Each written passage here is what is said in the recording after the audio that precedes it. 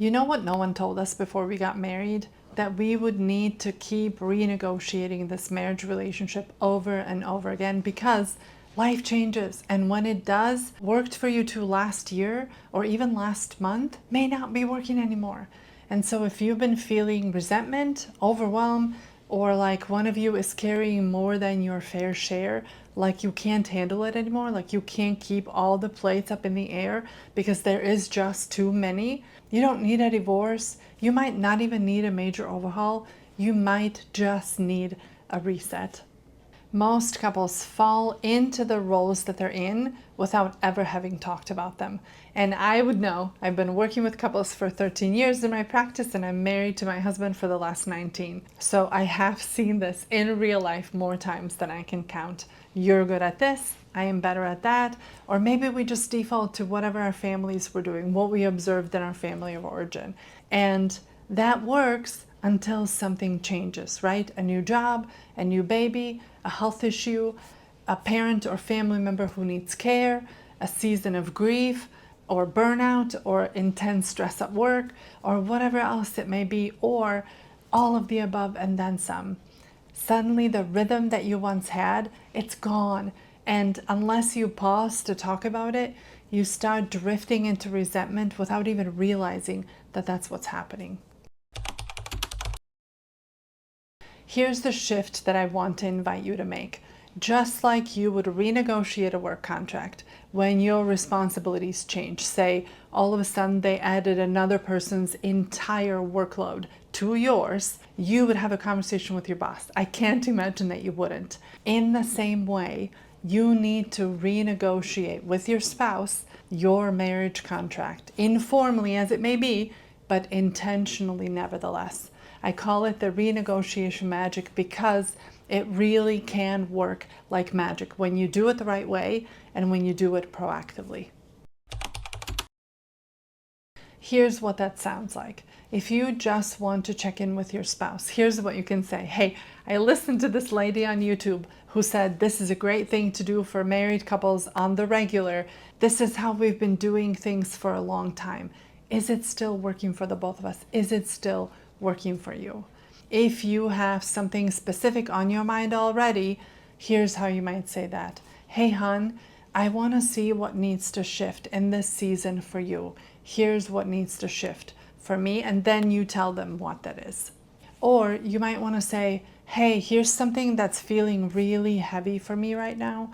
Can we unload, or how can we unload some of that heavy so that it doesn't continue to pile up on my back until it breaks or until I break? It's honest, it's loving, it's mature, and most importantly, two things actually. One, it helps you course correct before things completely break down. And two, it doesn't assume or it doesn't expect or wait for your husband, for your wife to figure out that something is wrong or that something is off or what it is that's off so that they can be the one to initiate this conversation. When might you want to do this? Right now. And anytime really is a great time. But right now is a fantastic time to do this. And I say that because at the time of this recording, it's August, the end of the month. The school year has just started for many of my couples, or it's starting a week from today. This is the beginning of the year, not January, right? For many of my couples, they count the beginning of the school or the beginning of the year, from the beginning of the school year until the end of May or beginning of June. It's no longer January. Right now is a great time to do some of these renegotiation conversations if you haven't done them in a long time or ever.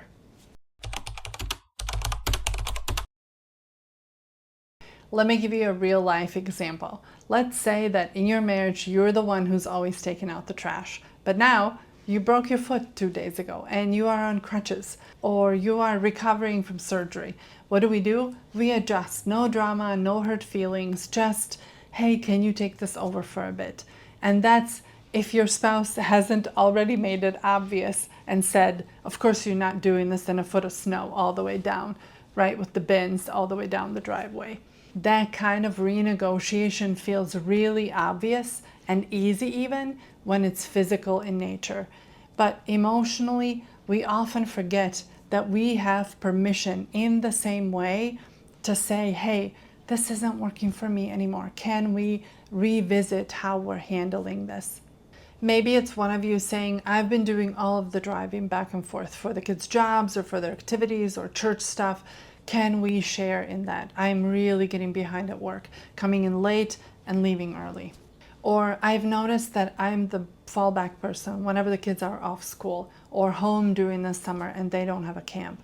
I'm here, I am entertaining them, I'm feeding them, I'm driving them to and from their friends' houses at their request, at the drop of a hat, of course, because they don't plan, while you're at the office just going about your day unfazed, and my work is getting neglected in the process. Or it may be, I am feeling like all the money and stress surrounding income and expenses is all on my shoulders. Can we figure out a way that you take it over for a little bit or take part of it over? If not forever, maybe at least for a season. Here's why this matters. Without this conversation, here's what's going to happen. You keep doing more than you can handle. You build silent resentment. You keep feeling unseen, unheard, and most importantly, unsupported by your spouse. Meanwhile, your spouse will have no idea that anything is wrong until it explodes one night over something as simple as who's making dinner. That's why this check-in matters. Here's how you do it. Here's how you renegotiate. If you're feeling friction or you're feeling burnt out in your marriage, here's what I want you to do. Number one, I want you to pay attention to the resentment. It's not a failure yet, but it's definitely a signal. It's a symptom. Pay attention to the resentment.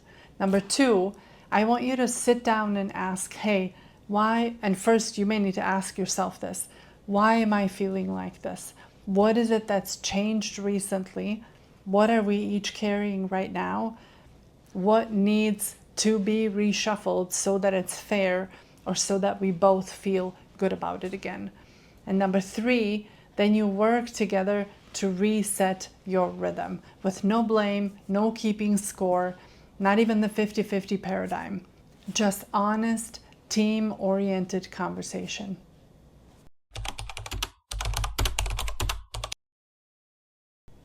This week, I want to invite you to take 10 minutes to check in with your spouse.